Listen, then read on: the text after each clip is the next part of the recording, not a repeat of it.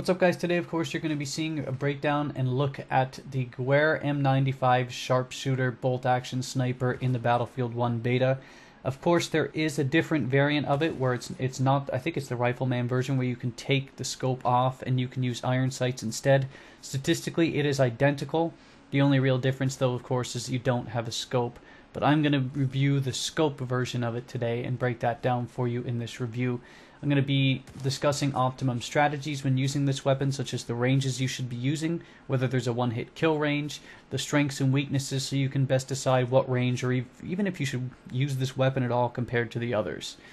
So I'm going to break down the stats from Simtic in it. So last point before we get started into the stats, I believe it's a Kit 2 or a Scout Kit 2 or Scout Kit 3 rank unlock.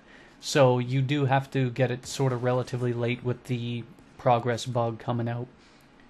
In terms of the stats, it has a 900 round per minute fire rate, which is of course misleading and an inconceivable proposition because you're going to have reload times, bolt cycling speeds, all those other things that are going to slow down the process. So don't expect it. I'm sure you didn't. The other thing too, it has a 620 meters per second bullet velocity, which of course among bolt-action rifles is by far the slowest in the beta. It has a 12 meters per second squared gravitational constant, which of course is steeper than the gravitational constant of the Earth, 9.8 meters per second squared, meaning you will suffer substantial bullet drop over longer ranges. But if you pair that with the slow 620 meters per second velocity, inside of about 100 to 150 meters, there isn't a ton of bullet drop to be concerned of. It's not going to impact your performance, but you will notice it past that compared to the other sniper rifles in this game. The magazine size is 5, and in the beta there's no customizable attachments, so you don't have to worry about adding or removing anything that affects the weapon's behavior. The damage chart states that it has a weapon damage of... Actually, this one's the most intriguing because the damage starts at 90 from 0 to 20 meters out and then very slowly drops down to a minimum of 79 as the lowest damage output mark at the 120 meter mark.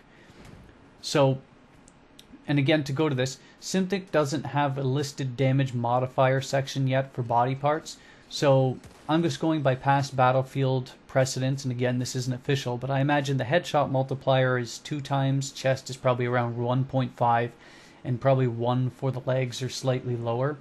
So again, they're not official. But what's most interesting about this damage model is that compared to all the other sniper rifles that have at least a minimum of a maximum of 100 damage at some point in some range, this one does not. It never reaches the maximum 100. The maximum is 90, but it holds a higher than average damage amount, or past 80 damage, up until about the 110 meter mark, which usually exceeds overall average damage than most of the other sniper rifles in the game.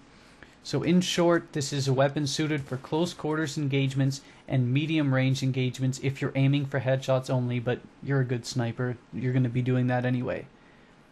Reload speeds are different now, and I have a separate video explaining all of the processes and the best ways of trying to maximize efficiency in terms of speed and timing in reloads, so have a look at that video. But for simplicity's sake and to not have to go through the whole process in every review, what you need to know for this weapon is that it takes a total of 2.52 seconds to reload from completely empty, and you do so by inserting a strip of 5 rounds.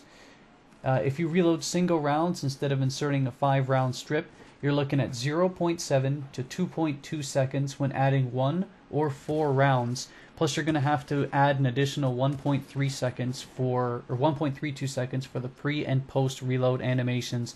So you're looking at about, probably at the very least, something around maybe 2 seconds or 3 seconds in terms of max times for just adding additional bullets. My advice is if you're not going to reload after a round or 2 alone, then just empty the whole magazine of 5 and then reload it as is. 2.52 seconds isn't much time for a reload compared to other sniper rifles.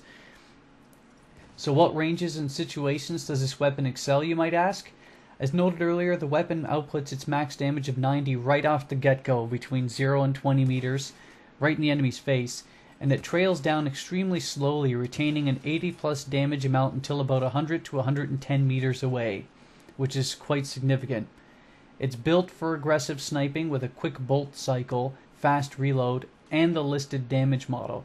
The only downside being the slow bullet velocity, but since you're going to be shooting in close quarters engagements, it shouldn't be a huge concern. But the one caveat with this thing, you have to hit the enemy's head. Also of note, it isn't great for far away moving targets because of that slow bullet velocity, and it doesn't have any range where it's a one-shot headshot, so there's significantly better options when you're playing medium to longer, more patient sniping. Here's the big question. What's my rating on it, and would I use it often? In terms of the beta, this is your baby if you're a more aggressive sniper. Aim for the head at all times as you should. Be ready with a pistol for a quick follow-up round or a quick bolt cycle for a follow-up, because more than likely if you don't hit the head, you're going to need at least another shot of something to kill.